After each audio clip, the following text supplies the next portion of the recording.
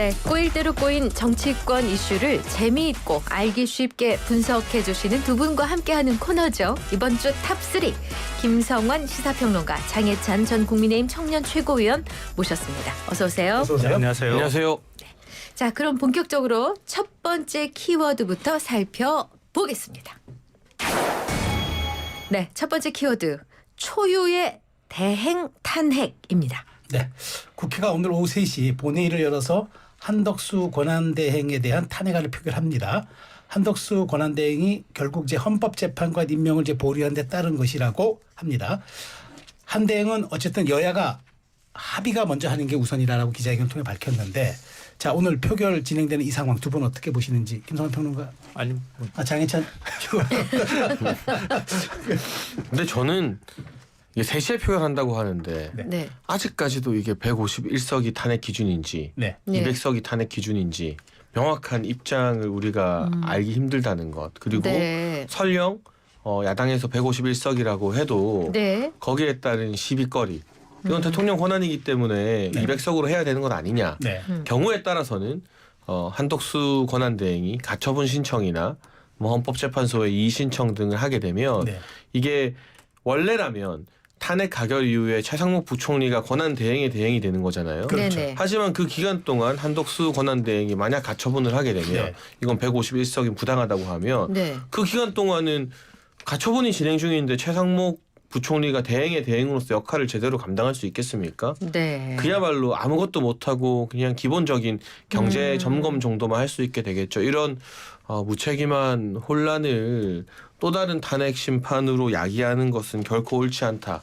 헌법재판관 임명과 관련해서는 이견이 많습니다. 네. 네. 그리고 그 이견이 민주당 입장에서 뭐 이재명 대표 입장에서는 한시라도 빨리 탄핵이 완성되고 본인의 뭐 2심 판결 나오기 전에 대선을 해야 된다라는 정치적 이유겠지만 또 다른 방안이나 합의책이나 타협 등을 마련하지 않고 일단 무턱대고 탄핵. 그리고 제가 더 걱정스러운 건 한덕수 대행 탄핵뿐만이 아니라 민주당 국회의원들이 나오는 말, 입에서 나오는 말. 다음번 국무위원도 자기들이 원하는 네. 대로 헌재 재판관 임명 안 해주면 따박따박 탄핵하겠다라고 네. 하잖아요. 그런데 국무위원 탄핵을 그렇게 가정적으로 따박따박 할 수 있는 것인지, 그러니까 이 무정부 상태의 혼란을 민주당이 원하는 것인지 아무튼 걱정하는 국민들이 참 많을 것 같습니다. 네. 근데 그 한대행이 헌법재판관 임명을 보류한 데 대해서는 사실 많은 언론들이 비판했습니다. 헌재조차도 국회 추천 몫의 재판관 임명은 무방하다는 입장이었는데, 한덕수 대행은 이전 황교안 대행 시절을 거론하면서 전례가 없다고 말했죠. 김평론가님. 제 모습이 좀 화병 걸린 사람 같지 않으세요? 아니요. 요즘 국민들께서도 많이 그러실 거라고 생각하는데요. 네. 그러니까 어제 대국민 담화하는 거 제가 지켜보면서요, 진짜 화병 걸려서 죽을 것 같았어요. 왜냐하면 논리 자체가 너무 뭐라 할까요? 이 상황을 호도한다거나 왜곡하는 게 너무 많이 들어갔다 이렇게 생각하는데요. 방금 전에 말씀하셨던 것처럼 지난주에도 제가 말씀드렸잖아요. 그게 이제 이전에 헌법재판관 임명했던 사례를 든 거예요. 당시 황교안 권한대행이 그러니까 이전에 헌법재판관을 그 탄핵 직후에, 그러니까 당시 3월 10일 날 탄핵이 됐는데요. 13일 날 임명을 했거든요. 네. 그러니까 임명 날짜로 보면은 한덕수 권한대행이 네. 말한 게 맞는 것처럼 보여요. 근데 그거는 당시 황교안 권한대행이 밀어놓은 것이 아니고요. 그건 대법원 추천 몫이었거든요. 그분은 대법원에서 추천 절차가 늦어졌던 거예요. 그러니까 제가 상황을 호도하고 있다 이렇게 네. 말씀을 드리는 거고요. 그리고 박한철 헌재소장이 1월 31일 날 임기가 끝나는 거였거든요. 근데 당시 논란이 됐던 게 대통령 몫의 헌재소장을 황교안 권한대행이 임명하려고 시도했어요.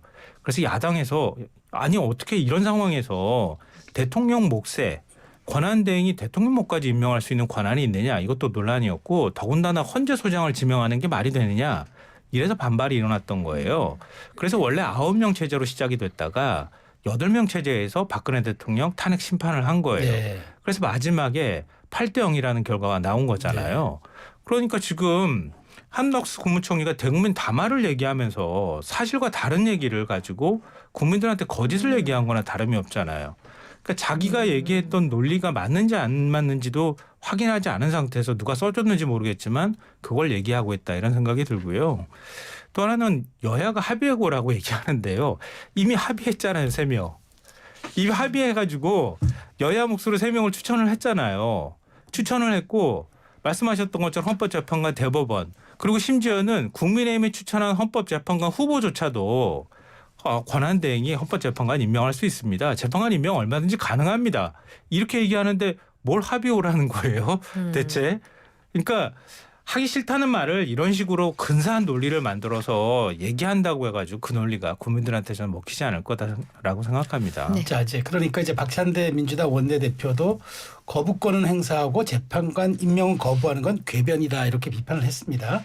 한 대행이 이제 6개 정책 법안에 대해서는 대행이면서도 거부권을 행사해서 이제 다시 되돌려 보냈는데 그런데 이제 헌법재판관 임명은 이제 대행으로서 적절치 않다는 거는 이제 좀 상황에 따른 얘기 같아서 이건 논리적 모순이다 이런 지적이 있는데 장최고는 어떻게 생각하세요? 저는 그렇지 않다고 생각합니다. 지난주에도 말씀드린 것처럼 법 조문에 명확한 규정이 나와 있지 않을 때는 우리가 전례를 따르고 네. 존중하는 게 보통인데요. 거부권은 고건 총리가 행사한 바가 있고 네. 임명권에 관련해서는 뭐 우리 김성환 평론가의 입장이 좀 다르긴 합니다만 그 당시 권한대행이었던 황교안 전 국무총리도 본인은 대통령 직무 정지 때에는 권한을 행사하지 않았다. 네. 거리가 확정된 이후에야 이 임명권을 행사했다라고 네. 이야기를 하고 있어서요. 그 전례에 따르면 이게 모순일 수는 없고 오히려 지금은 양쪽 정치권 다 궁색한 상황이죠. 네. 2017년으로 시계를 돌려보면 서로의 말이 정반대로 네. 바뀌었으니까요. 다만 그 점을 가지고 민주당의 권성동 원내대표 그때는 말 다르지 않았느냐라고 이야기하지만 동시에 뭐 추미애, 박범계, 박주민, 우상호 이런 분들도 그때는 권한대행의 이 임명권 행사 자체가 문제라고 지적을 하셨고 네. 설령 대통령 몫이 아닌 대법원장 몫에 대해서도 행사하면 안 된다라고 박범계 장관은 당시 명확하게 얘기를 했죠. 지적해서 이야기를 했거든요. 그러니까 국회의원들이나 정치권이 말 바꾸는 거는 하루 이틀이 아닌 좀 부끄러운 일입니다. 다만 여야의 다양한 의견 속에서 한덕수 권한대행도 왜 고민을 많이 안 했겠습니까? 저는 어제 대국민 담화문 한대행이 직접 썼을 거라고 보는데 네. 정말 여러 고민 끝에 자신이 탄핵당할 걸 어찌 보면 뻔히 알면서도 권한대행으로서 기준치 이상의 권한을 행사하기 위해서는 여야 합의라는 최소한의 조치가 필요하다라고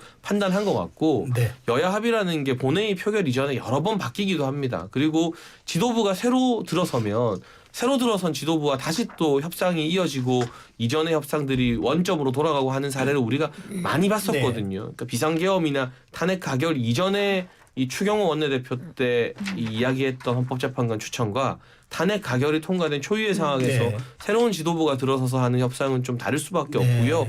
다만 민주당이 저는 하루 내지 이틀 내지는 일주일이라도 한덕수 대행의 담화 이후에 그러면 국민의힘을 향해서 우리가 합의안 한번 만들어 보자. 네, 네, 네. 협상을 해보자라는 시도하려는 척. 물론 그래도 여야 합의는 잘 안 되겠죠. 그렇지만 노력조차 안 하고 그냥 일단 묻지마 탄핵으로 가는 게 절차적으로 나라를 더 어렵게 만드는 건 아닐까 하는 고민과 우려가 되고 오늘 최상목 경제부총리가 국무위원 거의 전원과 함께 나와서 한덕수 대행에 대한 탄핵은 내각 총탄핵이나 마찬가지다라는 것도 여러 가지 우려점을 나타내는 대목이라 보고 민주당이 원하는 것처럼 한덕수 대행이 실질적으로 탄핵이 되고 최상목 부총리가 대행이 돼도 과연 민주당 말을 들어줄까? 오늘 아침에 기자회견 한 걸 보면요. 네. 그럼 민주당 말 안 들어주면 최상목도 탄핵시키면 이제 이주호 교육부 장관 사회부총리를 네. 대행으로 만든다는 것일까? 그 다음은 또 유상임 과기부 장관이에요. 이 순서가 쫙 있어요. 네. 그런데 제가 보니까 지금 남은 장관들 중에 민주당 말 들어줄 만한 장관이 별로 없어요. 그동안의 성향이나 뭐 저 대부분 네. 개인적으로 아는 분들이니까. 그러면 정말 국무위원 제로 상태를 만들겠다는 건가? 그러니까 항상 정치권에서 행동을 할 때 그 다음에 대한 네. 대비도 국민들께 알려드려야 되거든요. 플랜 B가 있어요. 예, 예측 가능성 때문에 안정성 때문에. 그럼 민주당이 생각하는 이 국무위원들이 자기들 말 안 들었을 때 그 다음은 무엇이냐? 전 이제 그걸 좀 묻고 싶어요. 근데 우원식 국회의장은 여야가 이미 합의가 됐다. 국회에서 3명의 헌법재판관에 대한 인준표결이 통과됐다는 자체를 국회 합의로 봐야 된다. 이렇게 얘기를 했잖아요. 근데 저는 동의하기 힘든 게 인사청문회에도 국민의힘이 불참했고요. 네. 새로 지도부의 입장으로 그리고 표결에도 불참을 했고 원내대표끼리의 이전 인사청문 특위 합의를 하더라도 그것이 계엄과 탄핵 가결 이전 전 상황이고 네. 민주당 같은 경우도 지도부가 바뀌었을 때 네. 전임 지도부의 협상을 뒤엎은 예들이 꽤 있습니다. 실제로 윤석열 정부 들어서도 네. 이 원내대표 바뀔 때마다 기존 협상이 무마되고 네. 새로 예산안이나 법안 관련해서 새 협상 들어간 적이 적지 네. 않아요. 그걸 다 아시는 분이 뭐 우원식 의장이 요새 또 민주당 대선 주자로 각광을 받다 보니까 아무래도 민주당 지지층에게 좀 입맛에 맞는 이야기를 하시는 것 같아요. 김평론가 여기에 대해서 하실 말씀 많은 것 같아요. 그래서 제가 화병 걸린다는 얘기를 제가 시작할 때 말씀을 죄송합니다. 드렸는데요. 저 때문은 아니었으면 좋겠네요. 그래도. 네. 아 근데 얘기하려고 하면은 진짜 1시간을 토론해도 모자랄 얘기이기 그러시겠죠. 때문에 네. 가급적이면 좀 줄여서 말씀을 드리면요. 지금의 상황은 일반적인 어떤 정치 상황하고 다르잖아요. 네. 대통령이 계엄을 선포하고요. 내란을 일으켰다고 하는 지적과 비판을 받고 있는 상황이에요. 일종의 국가 위기 상황입니다. 이럴 때 권한대행을 맡았다고 하면 제일 먼저 해야 하는 게 뭘까요? 헌정 질서를 회복하는 거예요. 헌정 질서를 회복하는 것에 있어서 지금으로서 제일 서둘러야 하는 건 뭐냐면요. 헌법재판소를 제대로 굴러가게 하는 거예요. 왜냐하면 헌정 질서라고 하지만 헌법재판소가 우리 헌법에 규정되어 있지만 헌법을 수호할 책임을 지고 있는 기관이에요. 그러니까 위헌 심판을 헌법재판소에서 하는 거거든요. 네. 근데 헌법재판소가 6명으로 불완전한 체제로가 만들어져 있잖아요. 네. 왜냐하면 원래 9명이어야 하고 의결 정족수는 7명입니다. 네. 네. 그런데 지금 3명이 임명이 안 되는 네. 바람에 6명이 지금 심판을 할 수밖에 없는 상황이잖아요. 아니 근데 국회 추천 뭐 그동안 추천하지 않았던 건 민주당 아니었나요? 아니요. 그러니까 네. 그건 민주당이 추천하지 않은 건 아니고요. 네. 3명 가운데 지금 네. 국회 지형이 바뀌었잖아요. 어. 이전에는 원내 제1당 그러니까 집권 여당과 그다음에 제1야당 그리고 난 다음에 기타 원내 제2당 네. 이렇게 해서 세 군데서 추천이 됐단 말이에요. 네. 그런데 지금 지난번 총선을 통해 가지고 민주당이 170석이 넘는 의석을 가져갔잖아요. 네. 그러니까 원내 제2당이 없는 상황이잖아요. 그러니까 원내 제2당이 없는 상황이니까 야당이 2명의 추천 몫을 가질 수밖에 없다.